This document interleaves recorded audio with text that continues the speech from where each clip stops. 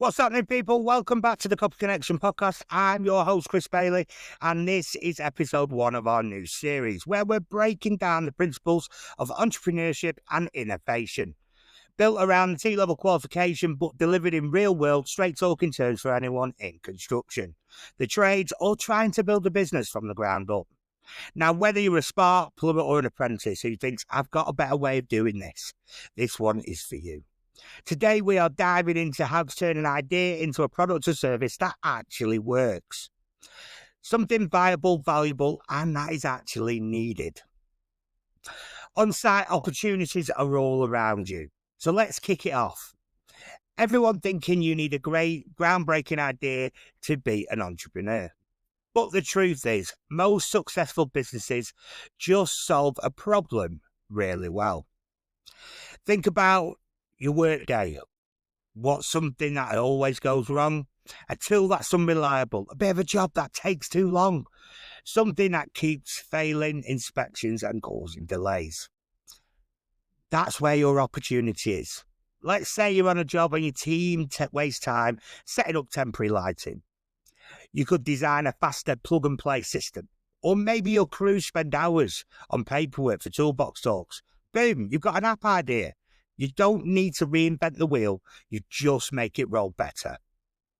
First of all, once we've got our idea, we need to do some primary research. That's just asking the right questions, talking to the crew, site managers, and even clients. Ask them what frustrates them, what takes too long, how costs too much. Then once you've done your primaries, you need to then go into your secondary research. Look at the trends in construction reports, read online forums, check product reviews. What are tradespeople complaining about, and where are the gaps? So what makes your idea viable? Now let's talk about viability. Having a great idea, but is it something that people will really pay for? Then this comes your value proposition. You need to make sure, does it solve that problem? Do the people actually care about it? Can it be delivered without ridiculous costs or complexities? Is it better than what's out there? Faster, safer, cheaper, or even greener? So once you understand what your product or idea is going to do, that's when we look at our value proposition. And this is key. It doesn't need to be pages and pages of what it can do. It's one sentence that explains what you offer, who it helps, and how is it better. Let me give you some examples. We provide mobile scaffolding arms that are installed in 10 minutes to stop site theft.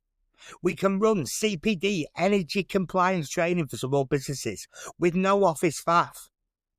We sell pre-cut trunking kits that reduce installation time by 30% for housing contractors. You need to be clear, concise, and solving that problem. So once you've got an idea and you know it's going to solve a problem, we need to get prototyping. Progress over perfection. Do not try and get perfection straight away. A prototype is a rough first version. Doesn't need to be polished, just enough to get feedback.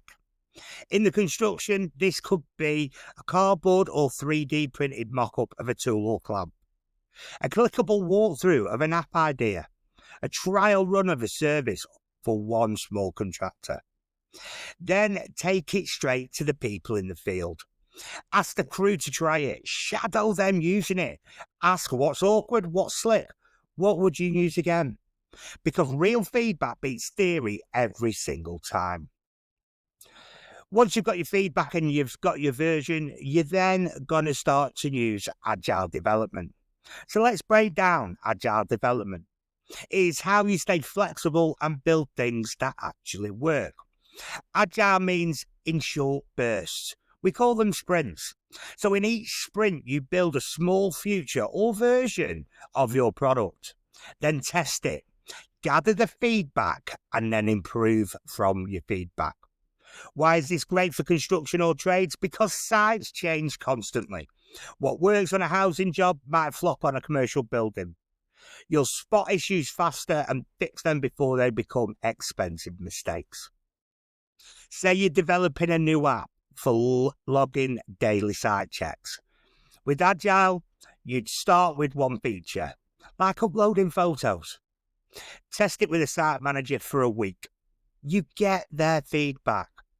And then from their feedback, you would improve your app for the next sprint. Before long, you've built a tool people love because they've helped shape it. And Agile works for services too. Maybe you're offering a new subcontractor training model.